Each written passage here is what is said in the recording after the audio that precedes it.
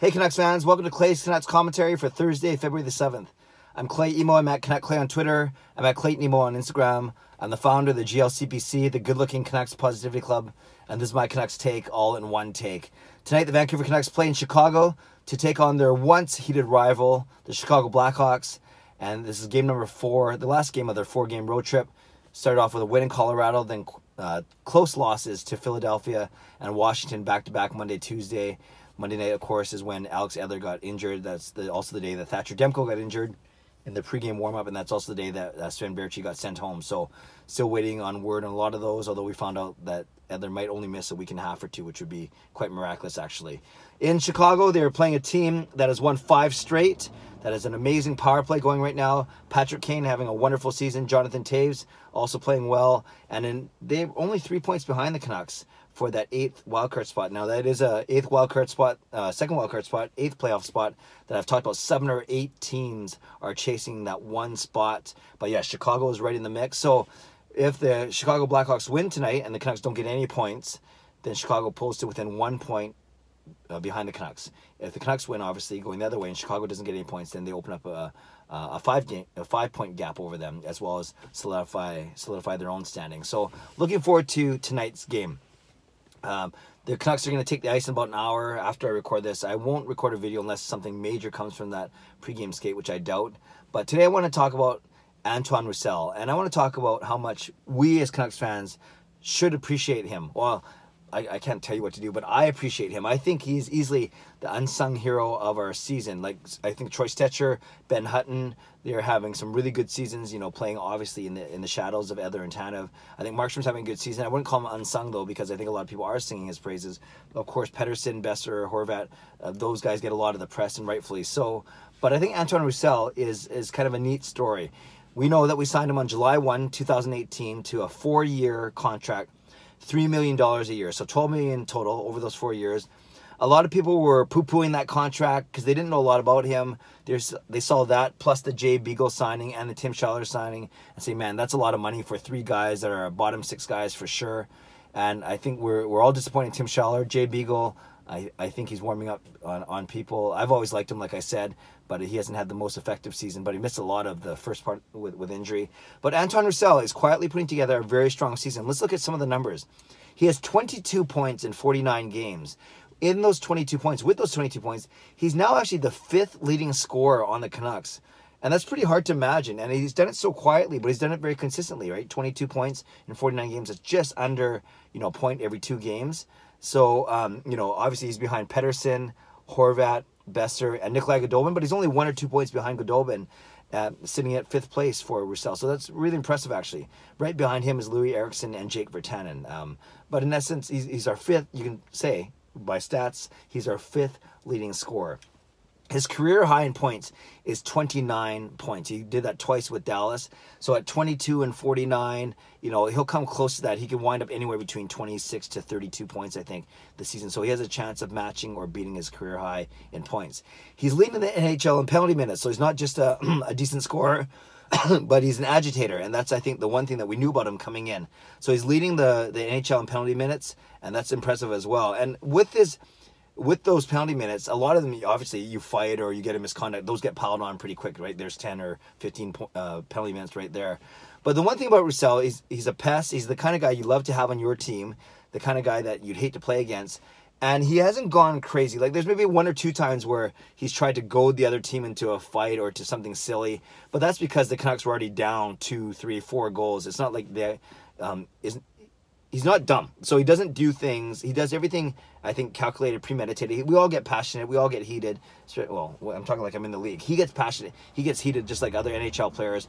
But he's never put the Canucks in a bad position, or he rarely has. And that was one thing I was worried about. You see guys with penalty minutes of 150, 175, 200 penalty minutes these days, this day and age, and you wonder if they're hotheads or whatever. But I can safely say that in the games I've seen, both on TV and live, that Roussel plays with a lot of control. He keeps emotions under control. Sure, he's an emotional guy, and that's why we we love about him.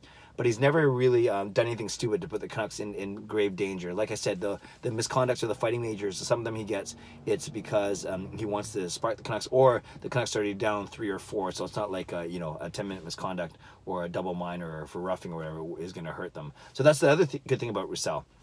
So on the ice, he's good.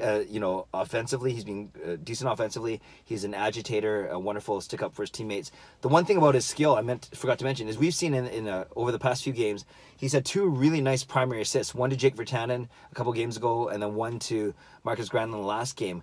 He comes down the right side with speed, so that's another thing. I think Roussel's speed is underrated. He can come down the right wing, and then twice now he's done a beautiful backhand saucer pass over a defenseman's stick or over a defenseman's body to a streaking winger. Virtanen 3 games ago, Granlund last game. And both of those goals were the same. All the forward had to do was do a one-timer past the goalie or a quick snapshot or a quick deflection, whatever it may be.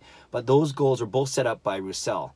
Coming down the right wing, really soft hands. So that's what I'm impressed about him. He's got soft hands, and we've seen that. I think it's underrated, his hands. And he's got pretty good speed. He's not going to win the fastest skater competition, but he's got pretty good speed for what you... And actually, now I think about it, a lot of these agitators, these pests, are good skaters, like the Marchands of the world. Even Matt Cook for the Canucks was a decent skater as well. So I like Roussel's speed. I like his hands. He's got a strong hockey IQ, like we've noticed that. And I think Travis Green likes to play him with Jake Virtanen. They had a really good game with Bo Horvat in December back last year. I think they each got 2 or 3 points, maybe 2 points each that night. And then just recently also, I think it was the Colorado game, Virtanen and Roussel had 2 points apiece as well. So they make a good combo, like I mentioned before. And the good thing about Roussel also is you can play him up and down the lineup, right? You wouldn't call him a bona fide first liner, but he doesn't look out of place on the first line. Maybe he's more a third liner. But you can play him up on the second line, play him on the fourth line, and he's a great penalty killer as well. So he brings a lot of these intangibles, and I'm gushing about him because I'm really impressed by him, actually. And like I said, 5th leading scorer, nice hands, good skater, sticks up for his teammates, good agitator, and is able to play up and down the lineup, very versatile. All those things make it look like this $3 million signing. Yes, it's for 4 years. But it's not like he's in his 30s yet or anything. So I think this could very well be a good signing. And we're going to look at it as a good signing next year, 2 years, 3 years down the road, even 4 years once the contract ends. So the other part, now we've talked about everything he does on the ice. The other part, I think the more important part, or just as important, and maybe why the Canucks were willing to give him 4 years at $3 million each, was because of the off-ice, the leadership. And we've heard from many stories that Travis Green trusts Antoine Roussel to have a good pulse, finger on the pulse of the team, right? The fact that Roussel's talked openly about them fighting for a playoff spot. The fact that he says the guys feel tired, or they have a lot of energy, or whatever it may be. We've seen images of Green talking to Roussel on the bench. Regardless, I think Roussel is widely respected by the coaching staff. I think he's certainly respected by his teammates because they know that he'll go to bat for them, go to war with them, so to speak, go to battle for them. And that's really, really cool. And the other thing I think about Antoine Roussel is this one thing I started to notice in the past few weeks is Sportsnet, CBC, whoever it may be, they're actually using him a lot more for their intermission interviews. I know Jake Virtanen gets asked a lot. Horvat certainly does a lot of interviews as the potential future captain. You don't see Pettersson do a lot, Besser do a lot. When I think of interviews between periods, I think of the Horvats, I think of Virtanen's, I think Troy Stetcher's been on a couple times, and maybe even Edler, Tanev, whatever it may be. But I can think of at least 3 occasions now in the last month where Antoine Roussel has been the target of choice for those interviews, and you can see why. He's quite articulate.